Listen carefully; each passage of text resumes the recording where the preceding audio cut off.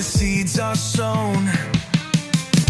Fingers tapping on a Ouija board. Broken silence like a shattered chord. Eerie hums in the dead of night. Well, that worked out pretty good. Yeah, for a change. Cool. Well, welcome everybody to a new Things Paranormal Talks. Yeah, Tonight we have a very special guest. Again, we keep having special guests.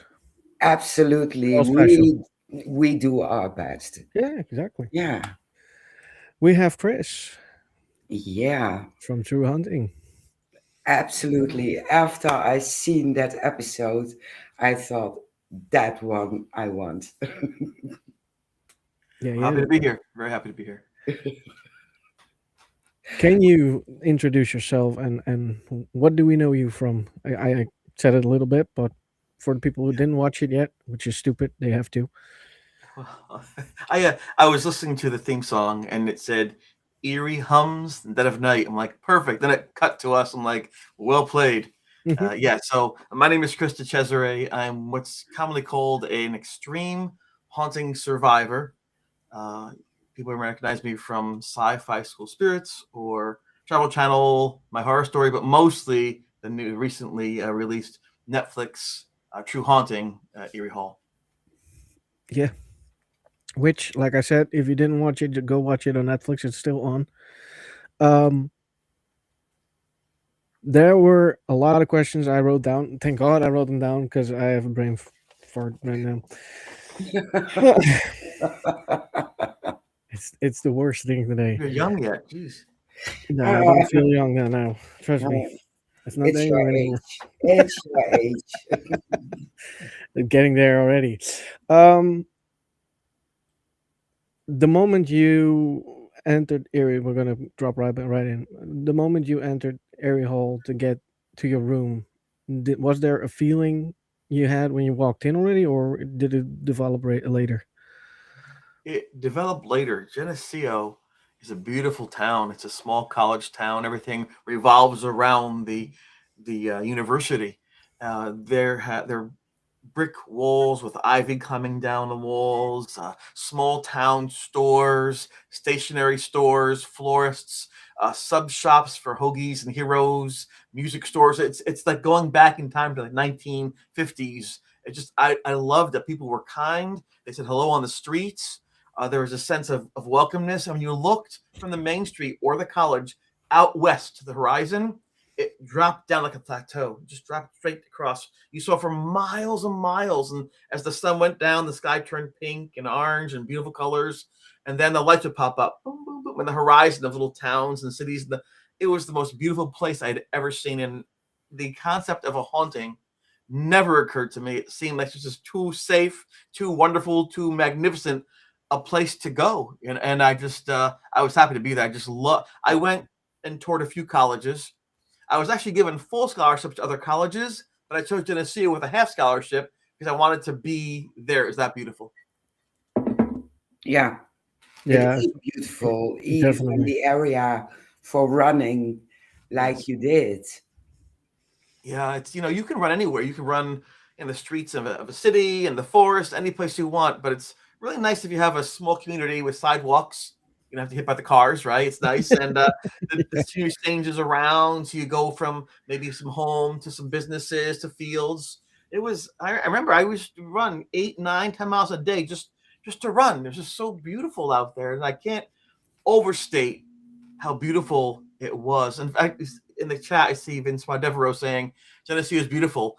Actually, that gentleman right there lives in California in the U.S., and he is one of the principal photographers for my book. And he went with me to Geneseo and began to digitally record many of the places that things occurred in, and also the flora and the fauna, as they say. Just thank you, Vince, for being here. I appreciate it. Thank you for your work in the book. Yeah, Cool. absolutely. And one remark, the casting of those 4 episodes, perfect. Oh, thank you. It's nothing to do with that. I was very lucky. And the way it works is Netflix had this idea. James Wan said to Netflix, and James Wan is very well known and has lots of pull in the industry, right? So he said, Yep. I think that sometimes these ghost movies are just a joke. People laugh at them. They just go to have popcorn and don't really pay attention for a jump scare. But he said, I really believe there are some experiences out there that are real, that people have experienced. We can actually go back to the roots, go away from all the special effects and say what really happens to someone's mind and their relationships. And so he asked Netflix to find a production company that could possibly be, effective at trying to go from a moment in time and bringing it to the people out there watching on Netflix. And they chose a studio called Raw Studios, All Three Media in the UK. And they had done the Meghan and Harry biopic, Vatican Girl, the documentary, Woodstock '99, Gold Rush, Race for the White House, a very respectable, very impressive company. And so they set about trying to wade through the thousands of hauntings that are reported across the globe. And after about 6 months, they had 3 or 4. They thought these seem like there's something to them. There's some evidence. There's some witnesses. Let's pursue them. And so in February of 2021, they reached out to me a long time ago and said, "Hey, how you doing? Want to make a show about your experience?" And I figured it was spam. I thought it was just my money, so I put it in my trash bin. And then about a month later, I got a second one that said, "Hey, I'm trying to reach out to you." I'm like, and trash. So several weeks and these things. I spoke with John Zaffis, the haunted collector from Syfy years ago, and friend of Brian Cano, and I said, "Hey, John, you've been around for a while. This company goes, oh, they're great. They do amazing things. That's legit." I'm like, ooh. So I'm back in my trash bin. Luckily, I was able to respond, and that's how I got on Netflix. It's just that's an amazing. People look for it. They work for 20 years to get that's why their arms and they get their black T-shirt and they get their K2 meters. They try so hard. I did it twice, and so luckily I wasn't foolish enough to do it a third time. And then we began to speak about what happened to my friends and I. And the first response that Netflix gave to the production company was a one-word response. One word: dusty. They thought, wait, this happened. This is a poor choice. This happened 40 years ago. Bunch of old white guys. No one's gonna. It's not contemporary. It's not progressive. We don't usually do this. And I remember talking with them, and our decision was, listen, I think we should keep doing this. And once they hear our words, they look at the friendships, they see the evidence, and they were overwhelmed. Once they got some of the interview clips to them, and they were just like, oh my gosh, this is incredible. So, we work in society to give everybody a fair shake. But it works both ways. We all have a lens that we view our world from. We have to be very careful, I think, as people, not to exclude somebody because of how they look, how they sound, what they think, where they live.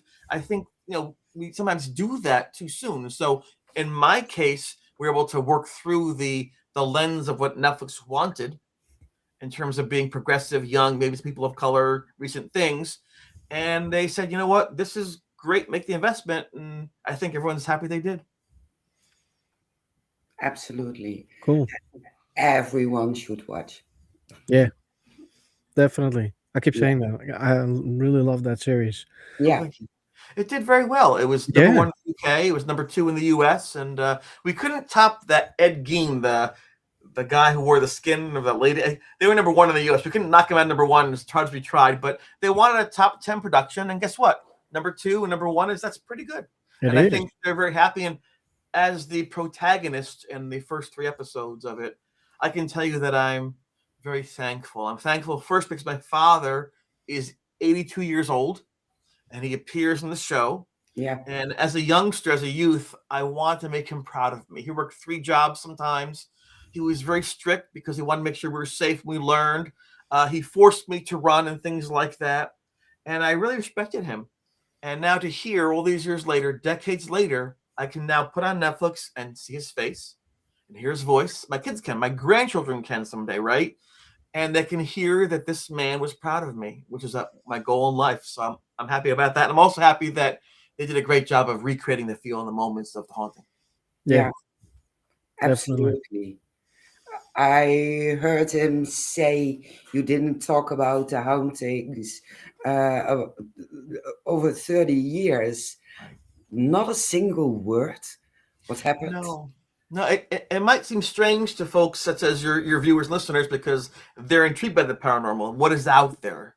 But some people don't think that way. My father was first a science major in college. He was chemistry and biochemistry, so that's not really a paranormal field, so to speak. It's more Mhm. about empiricism, Immanuel Kant, what I can see, feel, touch, etc. And also, he became a teacher and then became a principal of a school. And he saw that sometimes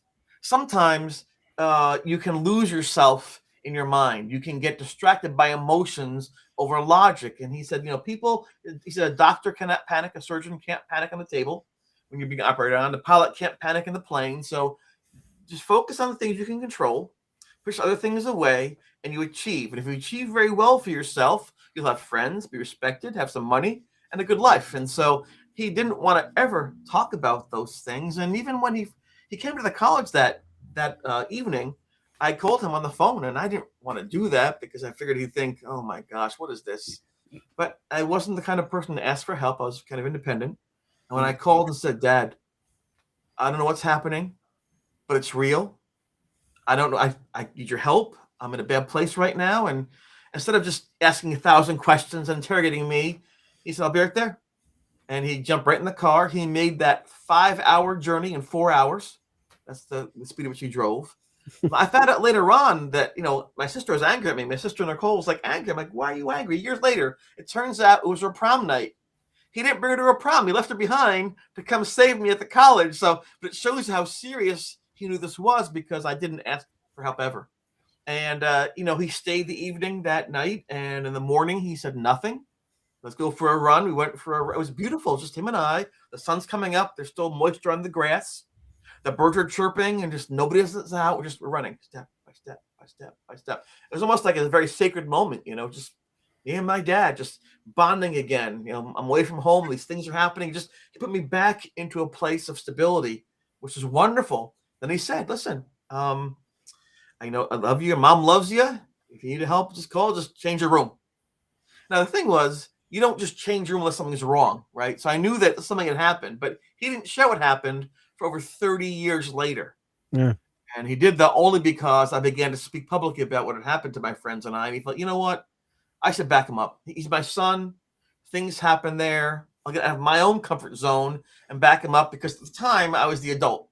These are like teenagers and things, 18, 19, whatever. But I was the adult. I was educated. I wasn't involved in all the hysteria. So he felt by adding his 2 cents to the equation, it would help. And I think that it did.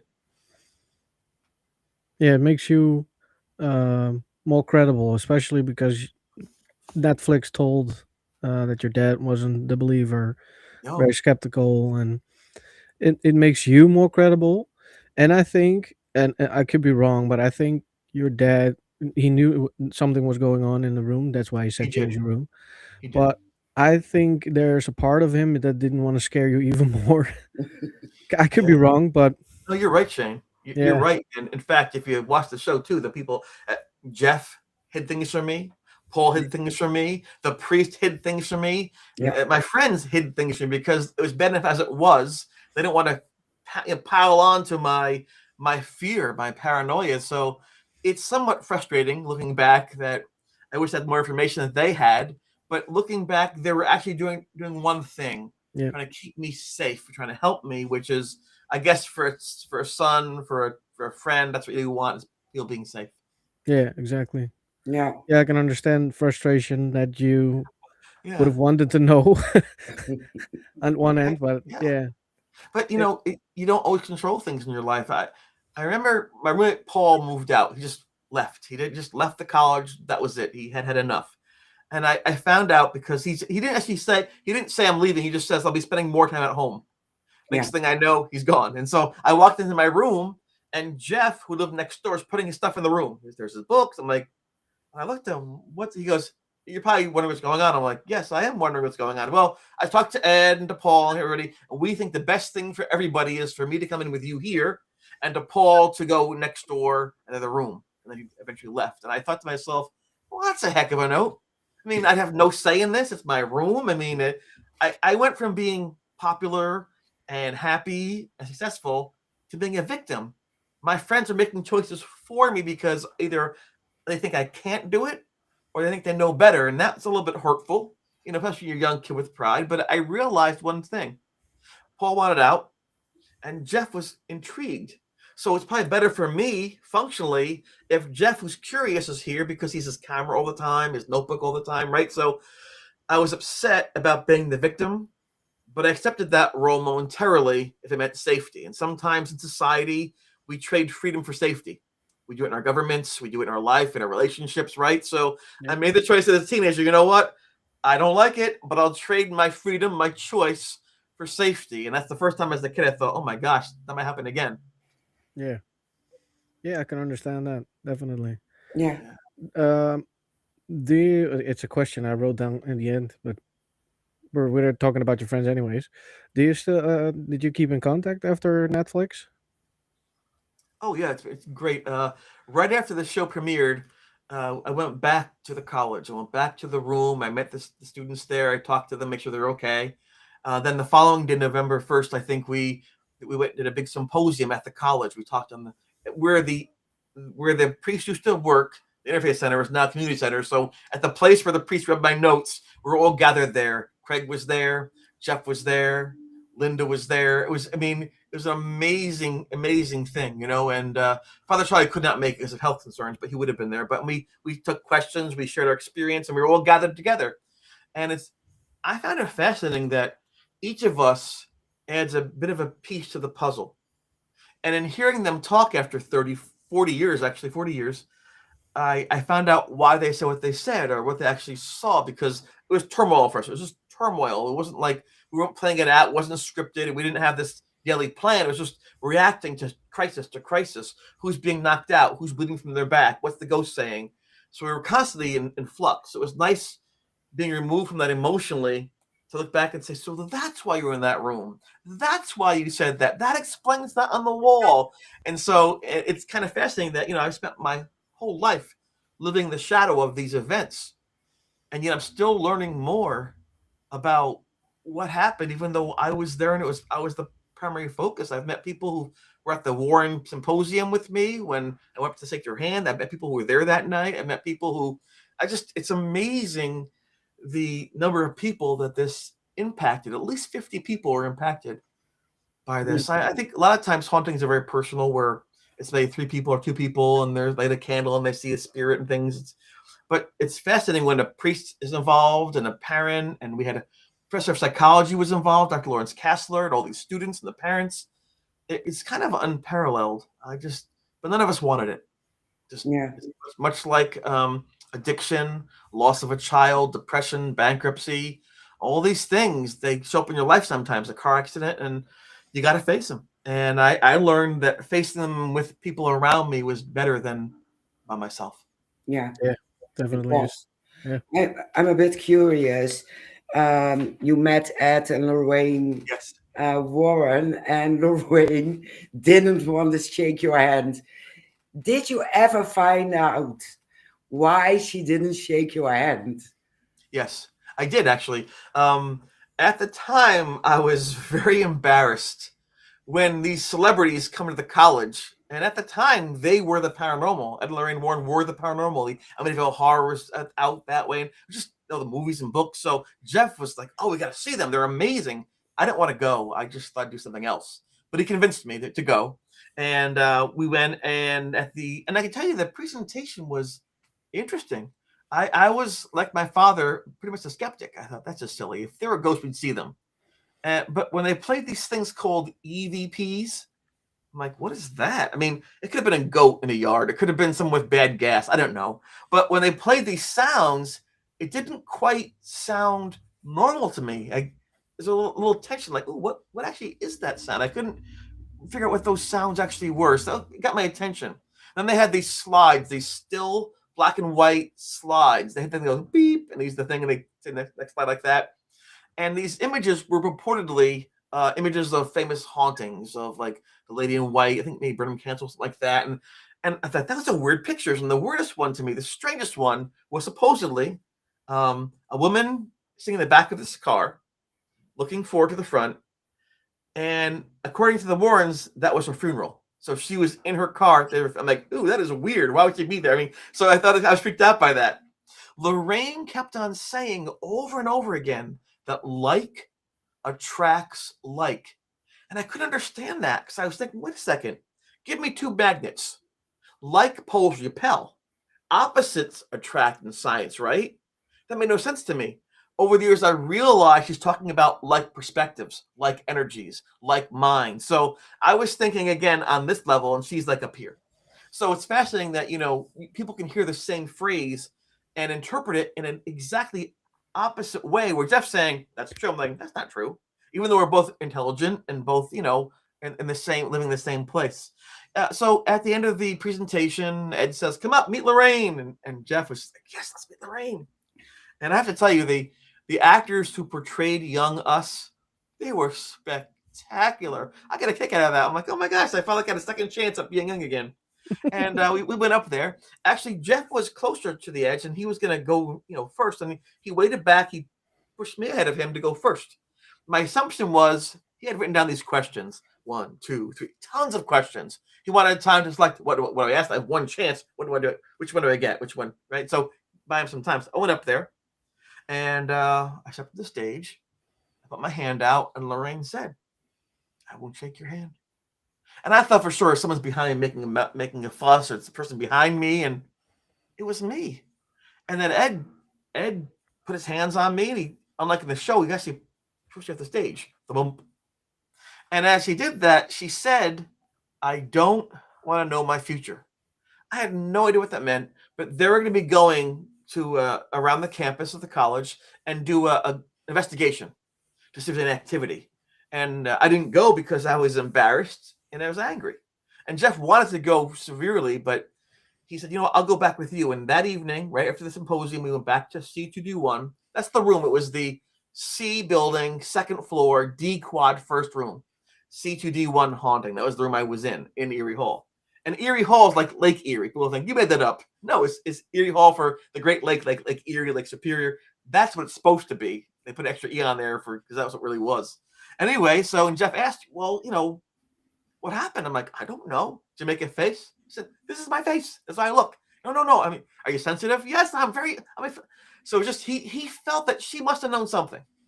And but it wasn't until 27 years later, maybe 28 years later, I was at an event. I just was on the Syfy show, and I was at an event, and a very pretty woman came up, very well, carries a very dignity and style, and said, hi. She said, are you the ghost boy? I'm like, yeah. Your name's Chris, right? I'm like, yeah, I'm Chris. I'm the ghost boy. Yes. He goes, my mom loves you. I'm like, oh, it's so nice. Who's your mom? Lorraine Warren. I'm like, I'm like, yo, that's so nice of you, but I think she means somebody else. Must be some other Chris she thinks is me, because no, I know the whole story. She said, I know, I was there. Now, their daughter Judy didn't really like talking about the paranormal. Still doesn't like talking about it. But her parents would go on these tours around the colleges from the Northeast. They go to New York, Pennsylvania, Massachusetts, and she would accompany them. And sometimes she'd stay in a hotel. Sometimes she'd be in the car waiting for them. She would do word searches and crossword puzzles. In the meantime, her mom came back to the car that night and said, oh my God, there's this blonde-haired kid. His aura was just huge. It was so vibrant and so powerful, it blocked me. I couldn't read the room. They're being paid to entertain. They're being paid to interact. And she said, when I walked up on the steps, I was told that I blocked everything. And she was afraid I'd read her instead backwards. She didn't want that. So Ed, to save the show, not to hurt me, pushed me off the stage so they can get back on with what they normally do, their routine. So that's actually what happened. And her daughter said she held me in high regard. Her daughter, like Lorraine, loved animals. Lorraine loved her roosters and things. And her daughter still to this day makes bracelets that you can get. And the funds from the bracelets go to non-animal shelters, adoption centers, and things. And one of the things that I was given by Judy was the statue from her dad's library, from Ed Warren's library. It's a bookend from Spain. Oh, I went to cool. Europe. So that's a gift I have. So this is a nice artifact that I have, from the Warrens. I had a chance to meet her 4 years before she passed away, 3.5 years before she passed away. But as the day drew nearer, Judy mentioned to me, listen, she has dementia pretty bad. She might not recognize you. She might. I'm not sure. She has good days. She has bad days. And I thought, you know what? I don't want to go a second time and startle her. The first time it was not good for her. It startled her, put her in a bad place, even though she didn't resent that. The last thing I want to do is bookend it in the same way, like, oh no, what's this? And so selfishly, I want to go because it'd be cool to actually close that officially and shake her hand or hug her. But I think the nicer part of my personality, the kind person, the person who wants to be a good teacher to the students, wants to be a good friend. I said, well, I don't want to scare her, so I opted out of that the chance to be with her. But as much as that pains me to say, I still think it's probably the best choice for her. And that's, if I'm being honest, I want that for her, because she inspired a lot of people. Yeah, Yeah. she did. Fair Definitely. enough. Yeah, definitely fair enough. And I Yeah. can understand your reason. Yeah, I try to But be good. People help me yeah, throughout this whole thing, so I try to give back as best I can. It's hard sometimes to always be good, but I try. yeah, well, like I said, everything happens for a reason, and it's probably a good reason why you didn't go. Yeah. I Absolutely. think it would be history repeating itself. Yeah, when they were on the stage, Ed and Lorraine, and Ed was like, "Ladies and gentlemen," he had like a carnival barker, big Yeah, voice, yeah. and she was like Elvis Presley, female style. Dun, dun, dun, dun, dun, dun. It was a great, great show. And I remember I said to Jeff, I turned to Jeff early and I said, I could never do that in a million years. I could never get in front of people to talk about ghosts in a million years.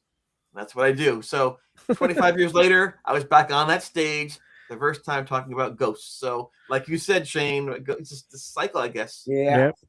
Absolutely. We have a quick question by Phil. Was there dramatic license taken with the script as opposite of the real events? Yeah, I think that's probably one of the most popular and meaningful questions to ask because you're not there when they make it, right? You don't know, because they say based on a true story, it turns out like there's one thing the same, everything else is false, right? For Yeah. views or for get their sponsorships in.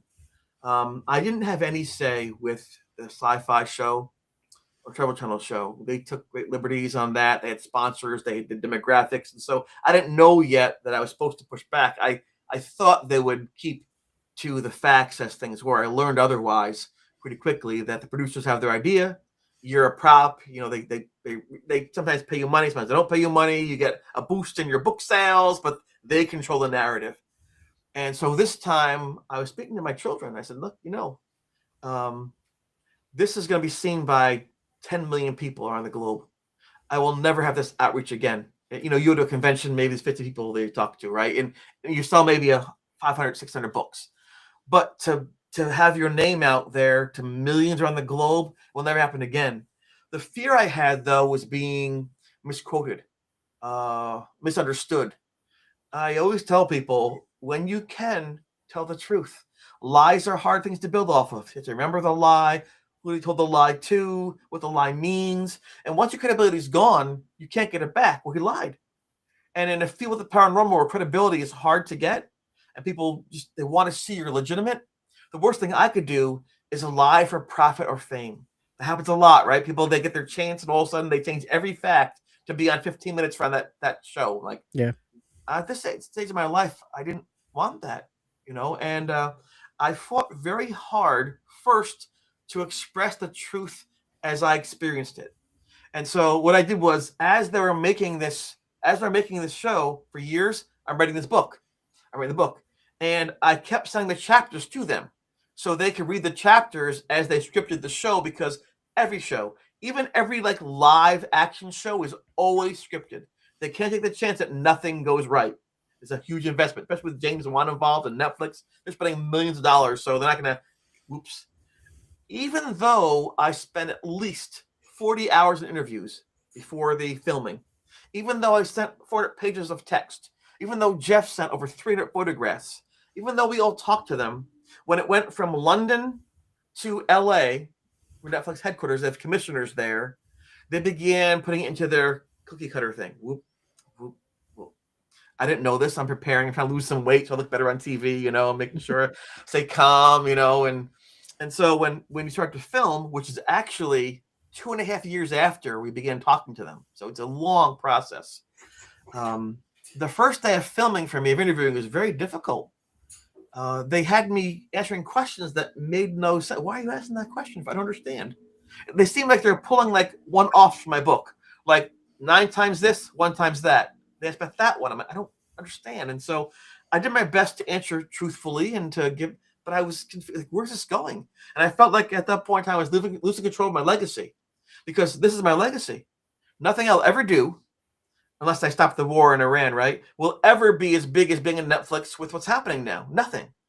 So day one in the hotel, and the crew's great.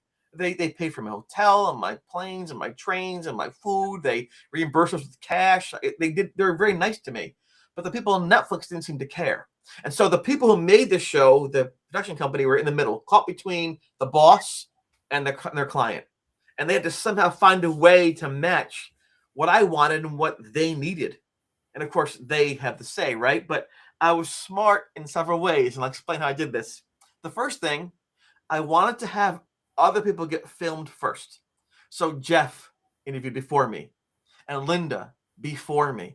Everybody before me. This way, they had what they needed except for me. So at that first night in the hotel, I thought to myself, nope, I don't like this, I'm not doing it. So I called my friends up and said, listen, just so you know, I think I'm bailing. What? Because they want to be on Netflix, don't you, right? But I said, here's why. And they said, you know what? You're our friend always. If you feel it's not going right, we'll support you.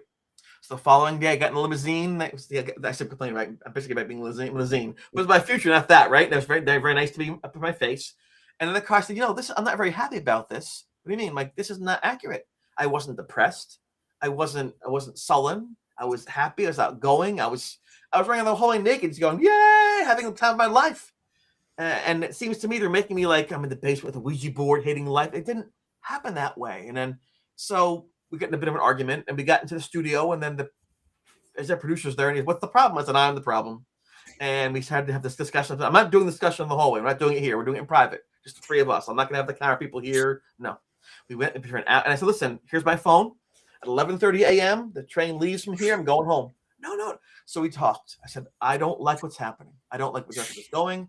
We're going to pull our plug. And I knew I had them because they had spent all the research money, all the set money. They had hired on the camera people, the sound people, the boom, everything. They couldn't stop. So I knew I had them by the short hairs, as it were. Not to be mean, but this is my chance to take back control of my story, my legacy, and the truth. And to their credit, they went against scripting many times because I said, this is what I want. They were nervous, but they trusted me. And I told them, you're so talented. The work you do is amazing. But this is for you a job. It's a project. For me, it's my life. It's my legacy.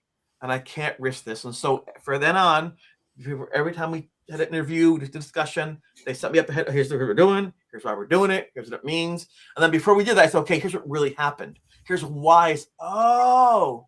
So you'll see episodes 2 and 3 are a little more natural in the way in which I'm approached and I deal with things. And then we waited, and people were not happy with what I did. In fact, when they do voiceovers the year before it came out, a year later, I got an email by mistake. It said, don't show Chris any raw footage. Don't show nothing. He can, because every time I saw something, I'm like, I got an idea. I kept pushing back, and they really couldn't say no. So to avoid that whole scenario, it's kind of like when you're in grade school in 3rd grade and you get a note. It's like, I like you. You like me? Circle one, yes or no. It's like, oh no, I can avoid that person because you're 7. So I kind of was that person. But when I got that, I said to my friends, I said, Jeff and everybody, I'm like, oh, I'm going to see the footage now, right? So we went to the studio. I was able to record with Tony Levin is the bassist for Peter Gabriel. I got to record with his brother. It was really cool, and just a crazy cool time. So it's been a year since I said these things. Can I please see the scene that this comes from, this line? Well, I guess so. Yeah, I think this is the scene it comes from, so I can do the line. It's been a year. And so in doing that, I saw about 60% of the rough cut. I'm like, yes. And one of the women from the production company just left. She's like, I'm out. And then she can't, I'm in trouble. It's like, but and again, I'm not a coercive person, but I recognize the moment was important. This is my chance I always tell people, say the truth. Well, dang it, I'm gonna. And I did it in a way where I couldn't be harmed. They needed me at that point in time, right? They couldn't say no. And so what you see as the final product is mostly correct. They did make some changes, and I understand them. And here's the changes. Here when they made them. They made one mistake. The mistake they made. I'm lefty. My actor is a right-handed drawing. No biggie, right? Okay. The big mistakes, big changes are location. When they took the finished product and they screened it in front of viewers before release, they would screen things. What's the result? People loved it except for one thing. We're always in that room. We're always in that room because the final encounter happened in that room. What actually happened was after the shower attack, I then went into the room. I broke the blessing of the priest. I talked to it in my room. But in the show, it happens by the torture tree where that spirit, the person's body was killed. That's one change they made. But they didn't change the conversation. They didn't change how it felt. So, okay, fine. If it adds to the quality of the product, that's your deal. You help me, I'm going to help you. I'll check that one off. The other thing that was not accurate were some of the dates because they only had, I think, 4 months to shoot the entire project, which is a long time to pay people's salaries for 4 months for that specialized servicing. They had to rent hotels, move the equipment, rent studios. The outdoor scenes were done in a period of, I think, like 10 or 11 days in the fall. Now, the haunting actually took place in the winter, in February to April. But they filmed everything. They couldn't bring the crew back 6 months later. They have other projects they're working on. They're working on things for Hulu and things, that window. So they had to put the dates on the show to match the foliage that they filmed when they had the young me running through the woods and things like that. So the major changes, the most critical change was the location of the final encounter is wrong. It was in the dorm room and not actually in the forest. The secondary thing that was not correct was that the dates were a bit off, but they picked dates that are important to people. They picked like Linda's birthday and Jeff's this, so they try to make them at least meaningful dates. But the date doesn't make a change in the meaning of it, And I have to tell you, it's really good in terms of how I felt and what we went through. And they used some of the photographs that Jeff took, and I'm very happy. So I hope that answers your question, Dog Man. Because we fought very hard. I know people can't always do that, but I saw my moment and I took it. So people can watch that and know that it is mostly accurate and that it is true to the experience. There's one other difference too, and I'll put it out there too. You don't know unless you were there. They could not film in the actual Eerie Hall in that room. They purchased it, they rented it out for that time period, but the college was doing renovations on the water system. So you heard was jackhammers, truck, beep, beep. They could not create a area where it was soundproof. They couldn't do it, and they couldn't have those sounds for a scene at 3 a.m. That wouldn't be realistic. So they had to shift last second. Netflix has money and resources, but you can't control the world, right? They had to shift about 20 miles up the road to RIT in Rochester. So that's where everything was filmed there. And so people who go to Geneseo says, that's not quite Eerie Hall as I remembered it, because it wasn't, but they intended to. Yeah. So. Yeah. Well, they did a great job. Yeah, I thought so too. Yeah, definitely. Was there, going back to the haunting itself, was there a moment you thought you might be pranked by your friends or something? Yeah, that's what I thought for the longest time. I didn't listen. I lived for 18 years. It's not a lifetime, but it's long enough to know that people do dumb things. That college students drink and do drugs and fool around. That are mature, right? They have to laugh at your expense. I knew that I didn't see ghosts every day, so that was unlikely. And so first I thought, well, maybe it's a practical joke. And in fact, the first time I heard the ghost, I was in my room. In that room, we had typewriters, no PCs back then, no laptops. We had a typewriter. Ding. And there's no Google. I had a project due. It was for my class was Dr. Harold Battersby class. He was an English national who had come from a part of Turkey, and he was a brilliant man. And the class was called Ethno-Cultural Nonverbal Communications. Whew. And my paper was on somatotypes and culture. I knew the word "and" in that whole sentence, right? So I had to go to the library, the card catalog, you find the card, look around, find the aisle, hope the book is there. You take the book out, you had to read the book, put in your own words, then type it. No mistakes. You made a mistake, start over. So it was a 20-page paper. So I wanted to get a start on that. I was very focused and I wanted to do well. And as I'm typing, I hear Chris. So I said, come in, door's open, it's not locked. Chris, like the door's not locked, just come on in, I'm busy. Chris, like, oh my God. Right, so I get up, go to the door, and nobody. And at that time, I was a nasty ranked runner. I could do the half mile in about 2 minutes. No one can outrun me in that dorm, nobody. So when I ran to the door, no, like that's impossible. I looked to the window, I'm on the second floor. Nobody. That's weird. So I thought, well, if they're playing a prank, I'll just listen to them. I put headphones on with the stereo, boom, boom, boom, right now. The song I actually put on was Sammy Hagar, Voice of America. I can't drive 55, like that, because it was loud. But some songs are used in other commercials and things, so they couldn't get that for the show because it was already licensed. So they had the song "Mad World" by Tears for Fears, which I love. That song is perfect. Listened at the same time, so that was cool. And then I thought, so I'm listening to this song here in the head, Chris, again in the headphones. I'm like, that's crazy. So I thought maybe there were drugs in my food. Maybe there's a gas leak in the room. Maybe I was hypnotized. Maybe I had SAD because it's cold outside and dark. Maybe I'm under pressure from my classes. Maybe I was trying to find a rational, excuse for this, and I couldn't. Not that one. Not. And after a few days, there was one frightening possibility left, which was the paranormal. Which I'm like, no, stop. I don't want anyone to know about it. I don't want people. And I've seen people break down under pressure for a big track meet, before a big test for college. I always felt bad for them, and that wasn't me. I was trained not to, and that scared me. And that very day after I heard the voices, when I saw the thing under the loft by the stereo, episode 1, the very end. That's how it happened. Just as scary as that. I'm like, I screamed right out of the room. It was a scary. In fact, at the time, I was eating these hot tamales, like cinnamon flavored candies. My parents sent me a care package because I didn't go home, so I'm eating these like cinnamon, stuck in your teeth, like that, right? So I'm eating these things, and also I see this thing. I'm like, I'm like, what is that? And they kids were flying over the room, like making all these noises, like hitting the things, like, oh my god, like rocks.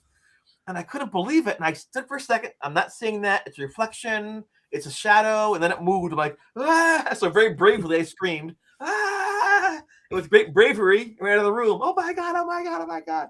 I was scared blankless. I was like, ah! And Jeff was watching this movie, like you see, just Clint Eastwood movie, in each way you can, I think, or whatever it was. And just $4, I don't know, but I came running to the room, and he's like, "What are you doing?" I didn't want to tell him. I did not want to tell him what I saw. I panicked. And he said, "Why'd you panic?" And I told him, "Oh man, I saw a ghost." I don't want to say, and I was embarrassed. And I thought for sure he'd be like, "Yeah, sure you did," or like, "Yep, I saw one too last night." He didn't. He looked at me like, "Wait, what'd you say?" I said, "There's a ghost in my room." And instead of being panicked or horrified, he looked like happy. Like, you don't understand, Jeff. It's not Casper. La, la, la. I mean, it's a thing. It's dead. It's scary. He didn't say anything. He got a camera. He got his notebook. He had a little vest, army vest on. He's like, I didn't know Jeff all that well before the haunting took place. I knew he was a very smart person. Growing up, he watched shows like In Search Of. That's incredible. And he always hoped there was something out there, not just punch the clock. You eat, you sleep, you die. And as he got older, he thought, that's a fairy tale. That's not true. And then so you get up on maybe these things being possible. And then this kid from next door comes running over. There's a ghost. And he seemed to have a purpose now, to be there, to make it all worth it to him. And he jumped headfirst into the investigation of what this might be. He also thought maybe I'm just overreacting, or maybe just playing a joke on him. But soon enough, he began to see all the evidence of what was going on and the effects in the room. And so that's how that happened. Yeah. Yeah, that was a very intense scene. Yeah. In fact, that's what happened. I had actually, for a couple seconds, fallen asleep, which thank God, because I could never sleep in that room.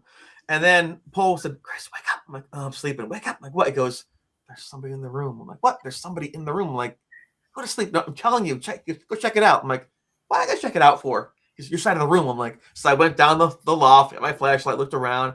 I didn't say anything. I said to him, "I'm gonna beat your ass now. Come on, beat your ass." Because he woke me up, right? And then as I turned to go up to maybe hit him, just playfully, there's the ghost. I'm like, ah! So I ran into the covers and dropped the flashlight. And he's like, "What? What happened?" All of a sudden he sees this thing up. He's like, ah! And that's exactly what happened, just like that. And he didn't believe in religion. I don't think he believed in God or anything like that, or spirits. But he's the one that said, "You need a priest to go to a church." So for an atheist to say that, you knew something. I knew something was going on. We didn't like this stuff, and we kept on experiencing it. So, it's just, I think that makes things compelling too. Not fun for us, but compelling. Yeah, Mhm. definitely. Because there was a point when it started attacking your friends Yeah. and you blamed yourself for it? Well, I did because, well, first it only focused on me. It would be in my room. It would like touch these bony fingers on my feet, like, ice cold. So I put my feet inside the covers, you know. Then it'd look at me at night. I wake up, his face is right there, breathing my breath. My face being numb. I'd scream, right out of the room, you know. It was Chris, Chris, Chris. I had the room blessed. Paul said, "Let's go." Paul and I took Jeff's notes up to Father Charlie. He believed us. He came down. He blessed the room, and that made the ghost angry.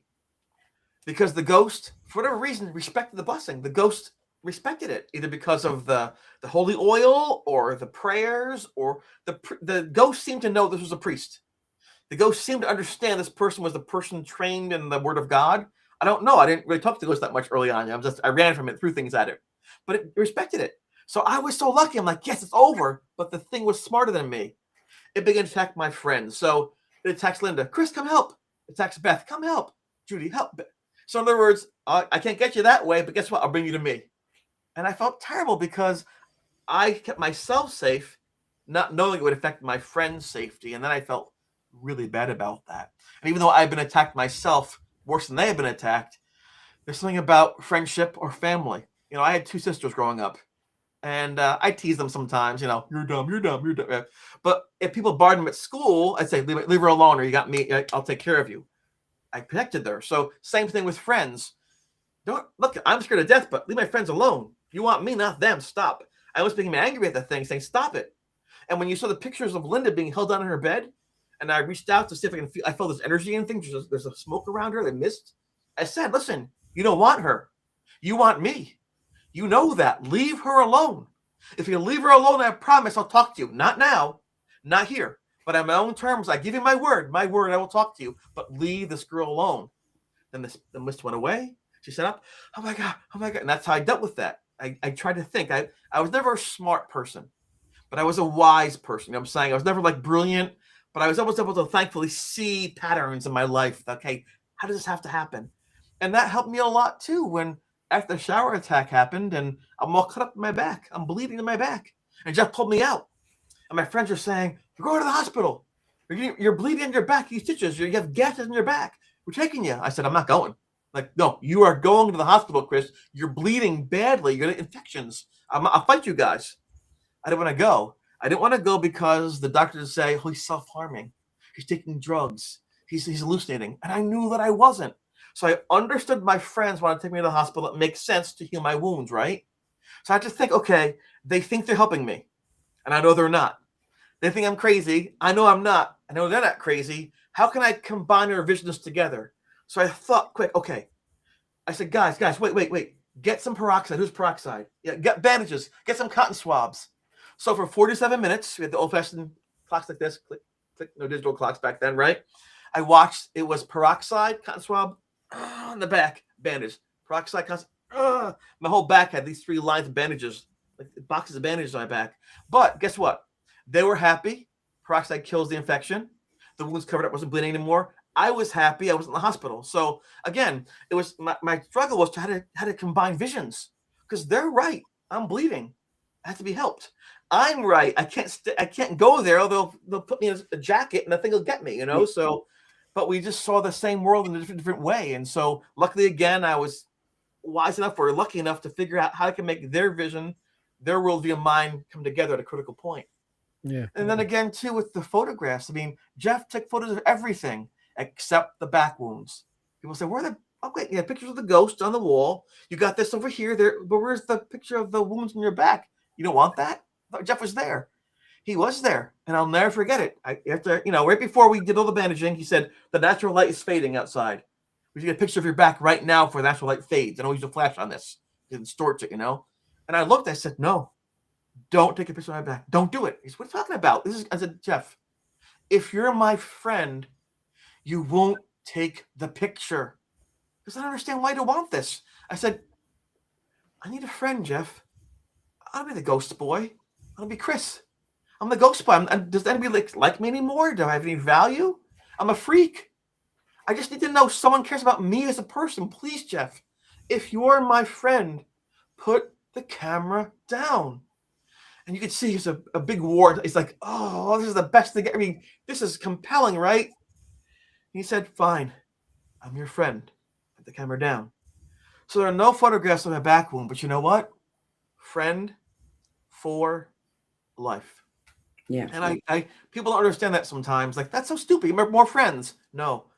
When you have a true friend like that, who's there for you when you have nothing to give them back, that's the kind of friend you want to have. Once you get famous, you have money and things, everyone's your friend. Hey, bestie. But I knew in that moment there was one person for sure who cared about Chris, not the ghost boy. So I apologize. There's no picture of my back with the scratches on that. But that, to me, I wasn't investigating. I was surviving. And so, again, my sincere apologies. But that is the truth. And I'm happy that I had a friend more than anything else. Yeah. I'm sorry, somebody's spamming on Twitch. It I'm going happens. to ignore it. You always have those. But Yeah. I'm ignoring that one. What I wanted to come back on is you, of course, you felt guilty because the ghost attacked your friends because it wanted to get you. Did they ever blame you for being attacked? No, no. It's kind of like if you're playing on a team, soccer team, football team, baseball team, and the captain makes a call. It's the wrong call, and you lose the game. It wasn't that they were stupid. It wasn't that they were trying to hurt you. It's that they meant well, and that just doesn't go right sometimes, right? Things don't happen. So I think they viewed it as poor Chris. I think they felt bad for me. I felt bad for them, because they were actually trying to ease my pain with humor. They take me out to like ice cream and things like that, get me out of the room. And I think they felt bad that by trying to help me, they might have caused me more pain. And so I don't know how it happened. Maybe you're right, Shane, about things just working out the way they're supposed to. I had people around me who were just good people. We don't have the same sports teams, the same religions, the same politics. Doesn't matter. We knew that push comes to shove, as human beings, we're forever together. And that's a great gift. There's no guarantee that happens. But I think when people go to war sometimes, or they go through a divorce, or kids, their parents get divorced, it's tough. You kind of bond as kids together, saying, "Let's stick together." I think we're like battle buddies. And I think that pain, that fear, that not knowing and trusting each other gave us a chance to bond beyond normal friendships where, it was nice. We don't want things, money or sex or power of each other. We just wanted to be friends and help each other out, which is, I think, good for college kids, right? Young kids. Yeah.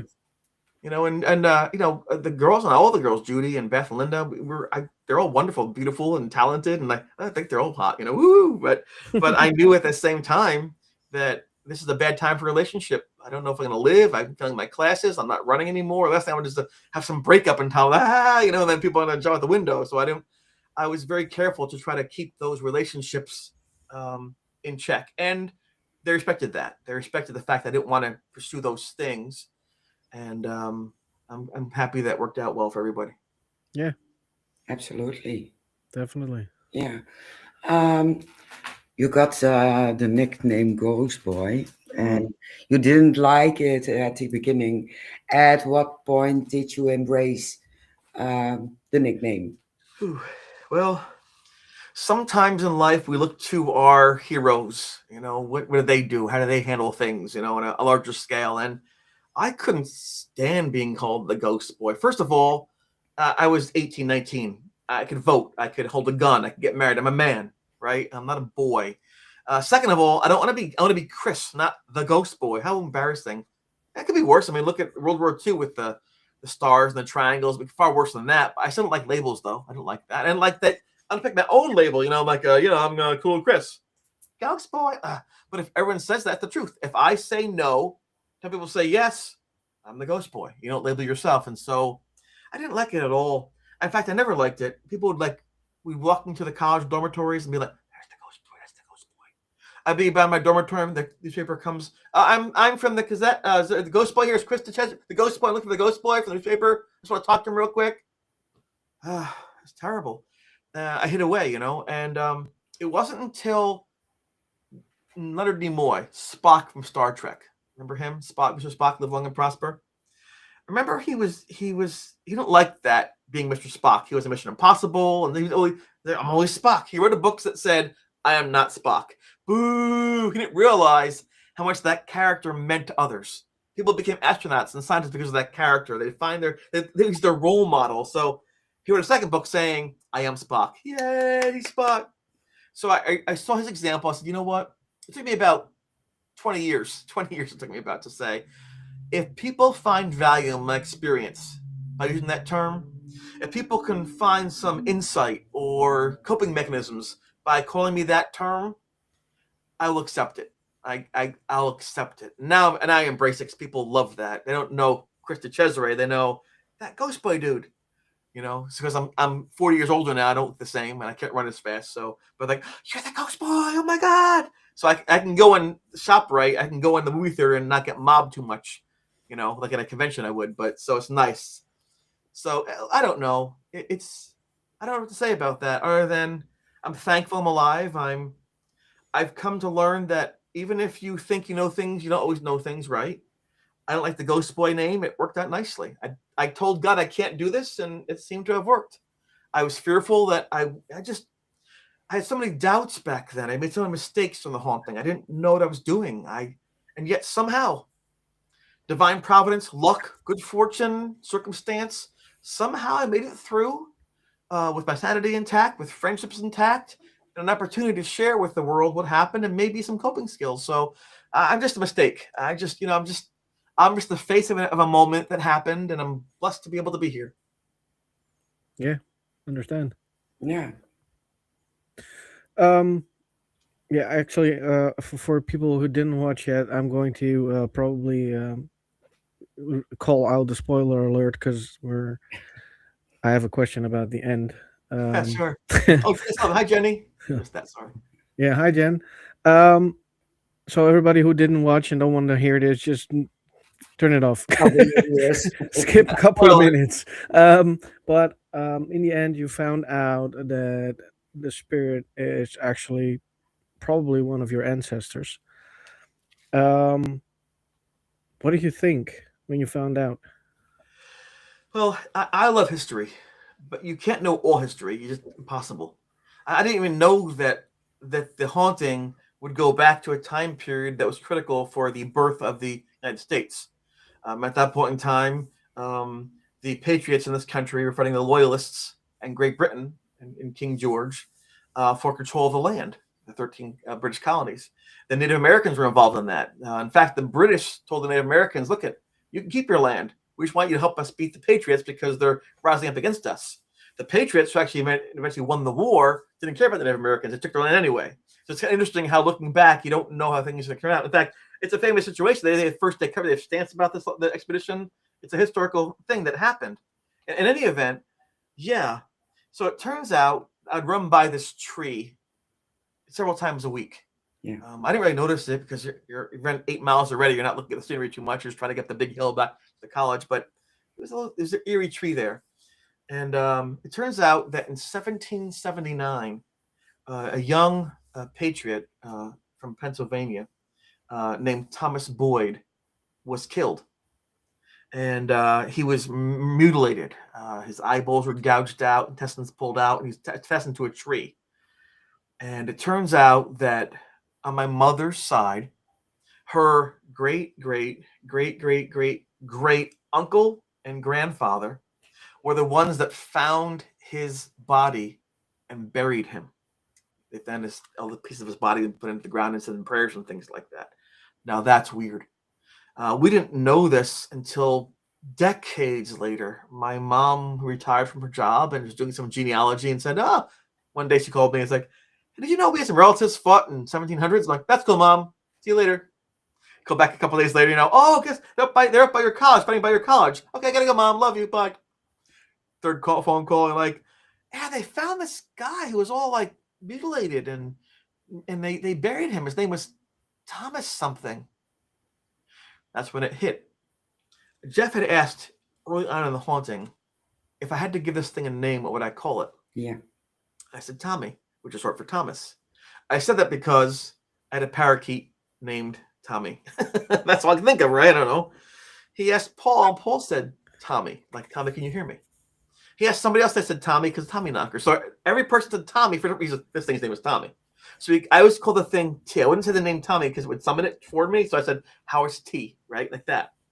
And I remember during the haunting, right after the shower attack for me, a couple days later, I saw this thing in the window. And he was out there in this tree, and he's like, his eyes are missing, bleeding out his face, and his guts are hanging out. I'm like, ew, this thing is evil. Why did he show me that? He's trying to torment my brain. He's trying to make me go crazy. So this thing is sick to show me that. It's like a demon. I thought, oh my God. The wounds described when I looked it up online, like 25 years later, were the wounds he had. In fact, Jeff's notes, that's the move. He was trying to scare me. He was showing me who he was, what happened to him, but I'm too stupid, right? Not to understand that. Like, holy cow. And the final catch on that whole thing was that when I talked to him the very last time, I actually asked him, where are you from? It's not in the show. Where are you from? He said, I'm from, it's so crazy. I'm from Danville. And it turns out that Danville's in Pennsylvania. That's where the guy was from. So 30 some odd years later, we confirmed the name, the injuries, the location, like, holy cow. And to me, that was as crazy as anything else, is that this person knew my ancestors. And so maybe that's one of the reasons why he came at me, did that stuff to me. Maybe because he was killed. He didn't run fast enough. Maybe I was a fast runner. So he had my legs, he would escape his death. All these connections that just seem to be kind of fascinating. I ran the Montreal Marathon 4 times when I was a teenager. I was a good runner. He was marched as a prisoner of war in Montreal before he was killed the year before, same streets. So there's so many corollaries. He was born in Orange County, New York. So was I. I mean, look, 30 years later, we find out there's like 15 similarities between he and I. I'm like, oh my gosh, unbelievable. Yeah. And I just can't get over that. And so there are some very talented people out there, mediums and psychics, who can glean things, who can communicate, who can listen and understand. But even the best communicator won't know everything.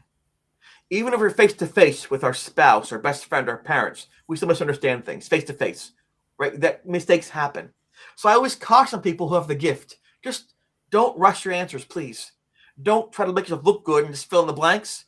Just tell what you know. Share with them, because you might have the wrong idea, right? And so, because I was with this thing in this room for day after day, week after week, for months.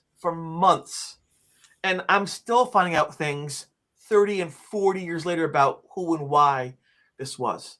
So I caution you out there, if you're pursuing a career, keep your integrity intact. Do not make things up. Don't falsify the record. Don't do it, because your falsification might come back at you when you find out, oh, I was wrong to say that. Even historically speaking, when someone says that this person has the eyes of the devil, oh, devil's watching them. No, in the Middle East, I was a blue-eyed person. People come down from the south to take over the country. The Romans and things had German soldiers. So it can mean different things than you think it means. A CD can mean a compact disc, so you deposit in the bank, someone's initials, right? So you have to make sure that you get beyond your own lens when you try to share what you're sharing. And it's better not just for you and your credibility, but for the person receiving the message. Yeah. Yeah. Agreed.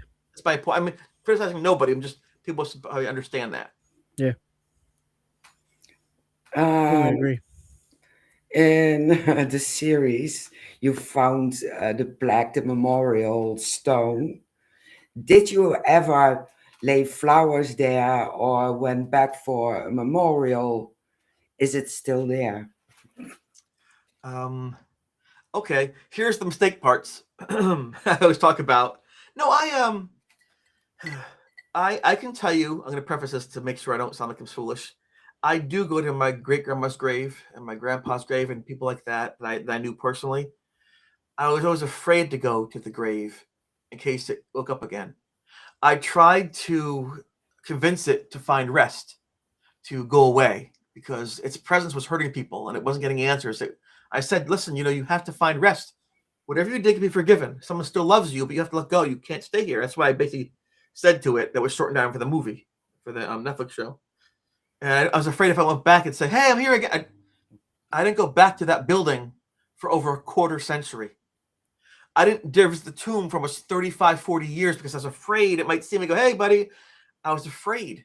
Right before it disappeared, before it evaporated, that day it did, April the 17th, it put its hand out to me. I'm like, no, I'm not shaking your hand. I don't want to do that. I don't, because I'm afraid it might bond with me or worse, I'd already been attacked already. So I don't know if it could trust itself. I didn't know. So no contact, just got to go. So I didn't know if maybe it would, again, I wasn't an expert. I didn't read books on this. I was just trying to live my own, experience through, which is kind of cool, right? I'm not led astray by people's like reading 15 books by somebody else.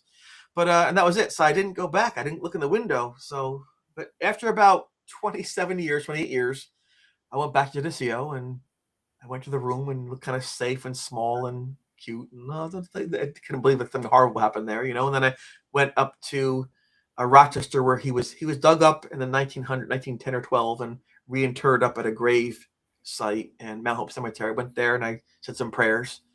And then I go back to the tree now and then. I used to run by and I just say some prayers. But it sounds like I put my hand on the tree and say, listen, I hope you're at peace. I hope that everything's okay with you. I guess I'll know soon enough, right? And please understand the best I can do. And I hope you forgave yourself. And last time I was with Ron Yacovetti and Lourdes Gonzalez, and we put flowers down the tree. That was her idea. Very good thing. So we try. It's just sometimes it's difficult, even over time, to face trauma. If you were attacked in a street corner, you might not go back there for a long time, if ever, because the memories that might invoke. When I was a young kid, if a girlfriend and I broke up at a place, we had to break up, next date was there, so I make a new memory of the bad breakup. That's what I used to do. I used to cover over the old memory and make a new one, So, but something like this, you really can't do that. It was just such an enduring trauma, and I still fear that I didn't do the right thing. Hopefully, I did. I hope I helped. I never, like I said, I mentioned you before the show, I wish it never happened. It did. I made a lot of mistakes. I get friends to help me out through it. I've learned over the years to listen more carefully. I've learned to think things through. I've learned to be more respectful. I've learned to appreciate every day that I have, because tomorrow could be the last one you have. And I've learned to really stress the importance of coping skills, about every day tasting your food, trying to get a good night's sleep at night, let your brain and your body heal, of journaling things down, of trying to create positive things from negative scenarios. And I don't mind sound so heavy on this. I'm not like a preacher or anything like that, but I really believe that each one of us is unique. There's no one exactly like us. Even identical twins aren't the same. And we know we have at least one time through for sure. Let's make the most of it, in case there aren't 4 or 5 times. And let's just really breathe the air and hear the music and just hug, because you go by a graveyard and there are thousands of tombstones. And the hope is they found some rest, right? Or that they're happy. But they used to laugh and sing and dance and fall in love and taste food. And I don't know for sure. My faith tells me something. My faith informs me, but faith is without proof, right? I've seen some scary things. So I just hope that every one of your listeners and viewers, and both of you, of course, your families, can live a life that you actually enjoy. Yeah. Well, I think that's gonna work out fine in the end. For me, that is. Just Yeah. saying. I'm glad. Yeah, I found my soulmate, so I'm done. Yeah, excellent. I'm doing good. So yeah, no. There was just one question I have left for me. I don't know about Mary, but I have one question more. After the interviews, I can imagine this was very traumatic. The whole experience. Did you have flashbacks of the complete event after the interviews with Netflix? I think when you have PTSD, I think that as you get older, you find ways to hide that. But everyone has like a nervous tick or something where they do things. So most people don't have any clue when I speak at conventions or I talk to people on the street, the trauma that was there. They think, "Oh, it's so cool! I saw you on TV," and I appreciate that. But the trauma is there, and at nighttime, whenever it's dark and I hear sounds or the branch on the window or things like that, I know it's a branch on the window. I know it's nothing. I know it's been 41 years. But I also know it happened one time before out of the blue.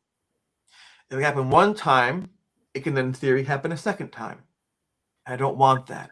So I try my very best to not think about those things. My mother, this is a great question, Shane. My mother is not in the show. She said to me, don't do it. If you do it, the memories, the emotions, the feelings will all come back, and maybe it too will come back. Please, my son, do not do this. And I had to explain to her that even if that was the case and I'm harmed by this, it'll help a lot of people more than me. I've already walked out of this once. I've been blessed. I'm on borrowed time basically for the last 41 years. I'm just happy to be here. I thought I was dead for sure on that bathroom floor. I thought for sure I was dead. And I said, please trust me, Mom. I know what I'm doing. Please. And, you raised me. You know you did a good job, and I'll make it through. And I did. And my dad, one of the reasons he did this Netflix show too was to support me that way too. To say, because I got your back again. I'm doing this. And he told me for the first time off camera, he said to me, what happened? He said, I was in your room and around 2:30 in the morning, it got super cold in the room, and you were finally sleeping. And I saw my breath in the room. I thought, why is the window open? And it wasn't. So why is the heat off? The heat was on. I'm like, why am I seeing my breath if it's 65 degrees in the room and the windows are closed? It's so strange. And he said, I felt sick in my stomach. And then the closet was like just everything I experienced. So this happened in 1985, right? He was up in March 85. So he told me in April of 2023 for the first time in detail. What was that, 38 years?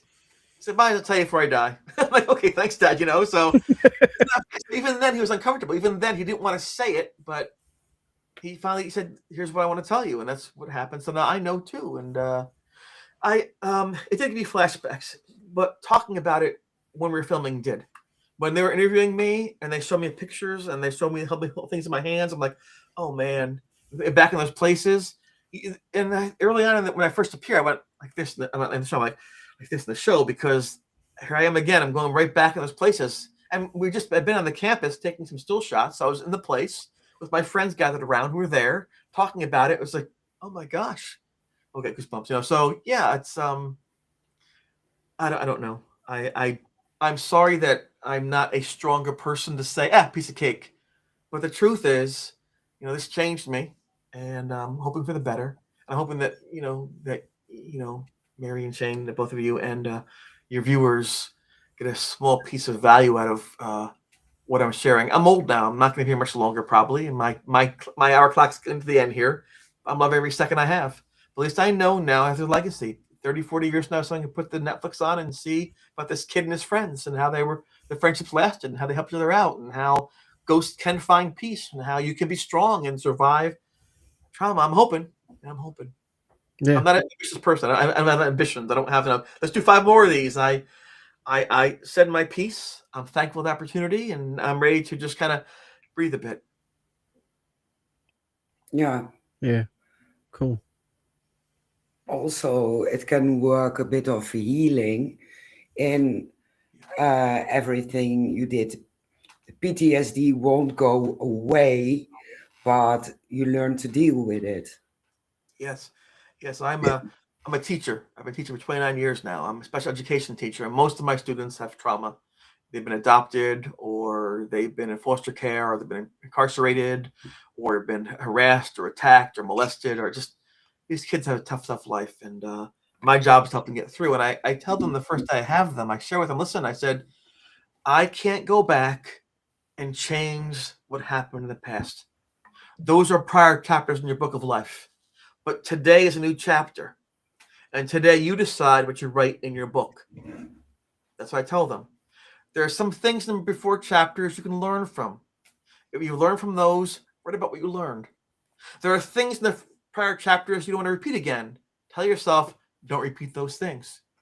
If you had bad parents, don't do it to your kids what they did to you. If you had good parents, do what they did in the right way for your children. I said, from here on in, you write the book. You challenge yourself, I'm writing my life story. You decide what you're going to learn, how you're going to learn it, look at your career goals. I said, I can't make you learn. But if you want to learn, it's right here. And then I put on my show. Like, oh my gosh, Mr. D, holy cow. And you thought you were going to die. And they realize, you know what? I was where they were. Just a different time, different place. And they know I get them. I understand. And so that's why, again, the honesty is important for them. I just tell them, look, I can't make you do anything. You have to choose. I can give you information and knowledge and skills, but it's your life. And you live your life hating people, I can't help that. But it's not a good life. That if you live every day you're angry in life, it's not a good life. Find things you like and pursue it. And your goal is not to get rich. Your goal is to be happy. If you do what you love, you will get money. People will inspire by what you do. Don't begrudge yourself all this opportunity. I tell them, they told you, taste your food, taste it, slow down, eat it, taste it. I don't care if it's a waffle, slow it down. You know, put your music on, dance, move, shake, be alive. Because some days you'll be like this. You don't want to move. But put the music on and dance to remember, dance to forget, dance to laugh, to cry. I tell them, live your life. And so I think that's important, you know. So I'm really trying hard to take what I learned and apply it. And but the PTSD will never go away. But think how lucky I was. I had a good mom and a good dad. You know, my mom kept college to have me. How foolish is that? And I'm lying in the bathroom floor thinking, oh, my poor mom. She gave everything up. Now I'm dying on the floor. I'm 19. So I made a calm face on the casket. I wouldn't bother my mom. So I found my peace. So I thought of my mom, you know. Jeff was there, and Ed, and Craig, and Beth, and Linda, and Judy, and Father Charlie, and Dr. Kassler, and Paul, and just Brian, and Luke, and just amazing people all around me, you know. And so I always make sure to thank them whenever I'm on a podcast or a show, to say thank you for what you did. And the people since, you know, people who helped me through I had cancer last year, my cancer, you know, and Heather and Bill and Jeff's wife Mara, who's an incredibly gifted human being who directed a film called Please Talk With Me. And just I've been so blessed to have so many wonderful people. My friend Phil, my friend Mike, I got on and Alan to go on forever. Right? I'm just so blessed, so lucky. I got a beautiful wife named Rita. We're married for 38 years now. I got a daughter, Susan, a son, Matthew. I love them, both adults. I got a little granddaughter named Sylvie, who has my heart. You know, so I'm just happy. That's good. Yeah. But you can take your time to thank anybody. It's fine. Yeah. I just thank my doctors too, and everyone who prayed for me. When I found out I had eye cancer, they had to put this metal disc with these irradiated pellets and burn it out of my eye, inside out. And I was quarantined because the radiation would kill people, you know. And I remember I was in the top floor of Sloan Kettering Memorial Center in Manhattan. I saw the Empire State Building and glowing and lights, and Chrysler Building, where the Met Spice City feels gorgeous. And I'm there dying, just like in The Haunting, right? It's like The Haunting. I had over 650 people reach out on social media and say, "We got you. We're praying for you. We're hoping for you. We're sending energy your way. You're great." I said, "Oh my God, I deserve that. I don't deserve any of this. That's crazy." 650 people just took their time to say, "You got this." I mean, I never helped them. I never bought them food. What a blessing. So, you know, again, as tough as things were, I have been so blessed by this. And if I can return some of that blessing, oh yes, please. Yeah. You wrote a book. Yes. Can you show it and tell our audience where they can order it? Sure. Real fast. This is the ghost picture. I think so. The audience this is a picture. The skeleton is in the corner. It looks like a human skeleton. It's white. See right there? Yeah. That's the ghost picture right there. That's a poster of Bill Rogers. I want to show you that. This is the notes that Jeff was taking. Copy of his notes. Every day was happening in the dorm room. Oh, cool. He took a lot of them. This is the book that Father Charlie used for the blessing. I saved things all these years just to show people ooh. Yeah, so the book itself, I put images of all those things in the book. The cover's kind of funny. The cover's this right here. It's me at the toga party. Toga. And I used that. It's called the Ghost Boy of Eerie Hall because this is right first from the ghost outside the window. This is my last moment of happiness before things changed. This is me being innocent. Within 10, 15 minutes of this, my life changed. So I start with this, and it ends, of course, with the end. So it's called Ghost Boy of Eerie Hall. The forward's done by Jeff Unger, Jeff from the TV show from Netflix. Here's the campus. It's 400 pages. It's got all the notes and memories and photographs, a timeline. So if you did like the show, this is a lot more detail. They used about 10% of this, and this goes into who we were, what we learned, a lot of the details. So if you're somebody who likes investigating hauntings, I put down every knock, every instance, every sound, every person's viewpoint, so you can see how we grew into the moments. And I think it's a pretty cool thing too. So I'm very proud of that. And if they can go to Amazon and get that, it's hardcover, it's softcover, it's Kindle, and also audiobook. But the Ghost Boy of Eerie Hall. If they would like one of these, this is a cool bracelet. The sales of this bracelet, they're blessed by Father Charlie, so they're constructed by a gentleman out in California, and the Father Troy blessed each one, and they're for sale. And the proceeds go to help cancer victims and also Father Troy's retirement. So it goes to a good cause. That's on CITA Ventures, CITA Ventures.com. That's there too. So I'm really trying to give back to people who helped me, people who've done a lot. The priest is still alive. He's very old now. He's a bit frail, but it's so cool to be able to thank him all these years later, and Yeah. who'd have thunk it, right? So it's I want to thank the actors who played us. Yeah. Reese Phillips, Mike Dorian, and McKenna Pickersgill, all the actors that Cooper Livy who played all of us. Who did it? They took time for their life to learn who we were, to watch videos of us, to talk like us, and act like us. The guy who plays me, Wyatt Dorian, was going to be a police officer. But he didn't really want to be a police officer. He said, I want to do something different. So he wanted to try out for the show as a backup dancer guy at the party. And the casting person said, you look a lot like that. How about you just, okay, I'll give it a shot. Amazing job. Now he's on Amazon, the boy spinoff Gen V. He's one of the heroes in Gen V. So an acting career, he's been in music videos. So good on him, So I like to see that this helps other people as well. I need to thank Mark Lewis. I need to thank Kelly Nobe, Melissa McLean, Simon Mills. These are all people who, behind the scenes, work real hard to make this come to fruition. 1,000 people I can thank. 1,000 people. Stephen Hobey, everybody. It's always good to thank those people. They did a great job. My parents, my grandparents, the ghost, I suppose, right? So funny. We will put out the links afterwards on YouTube, and you will put it on Spotify. I will, definitely. Yeah.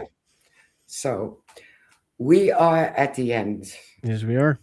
So Shane, it's your turn to wrap it. Again? No. Chris, thank you so much for coming on. This was very, very inspiring. My pleasure. I hope I was helpful. It definitely was, and it was a very amazing journey. Yeah. Traumatic journey, but a great story to tell. And I really hope that in the future, the PTSD will be a little bit less for you. Lowercase. Yeah, that would be cool. And you're an amazing guy to talk to. Absolutely. Yeah, definitely.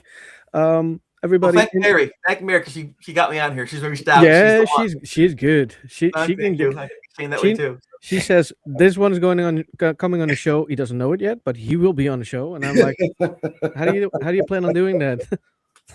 She gets it done. I don't know how, but she does. So thank you, Mary. Viewers, thank you so much for watching. We will be back upcoming Wednesday. I have no clue. Yeah, the 15th, and we will have Dr. Kelly Schutz on the show. Yeah, Black Eyed Kids, and we will be back at Saturday as well, because then we have a show as well. So we have 2 this week. Wow. Yeah. Thank you much. I appreciate having me on. Thank you, Chris, so much. Thank you. Hope to talk soon again. Yes. As always, we're going to end with a little bit of music, and I'm going to click everybody in the back. And Chris, if you have time to stay a little, we can talk a little bit further. Sure. If you don't have time, that's fine as well. Everybody, thank you so much for listening and watching, and we will see you next week. Bye. Bye.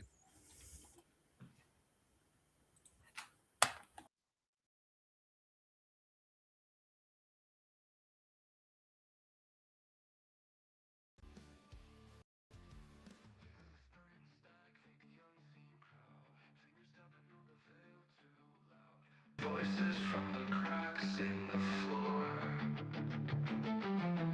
Shadows bending where light won't go. Chasing truth in a haunted show. Are they real or something more?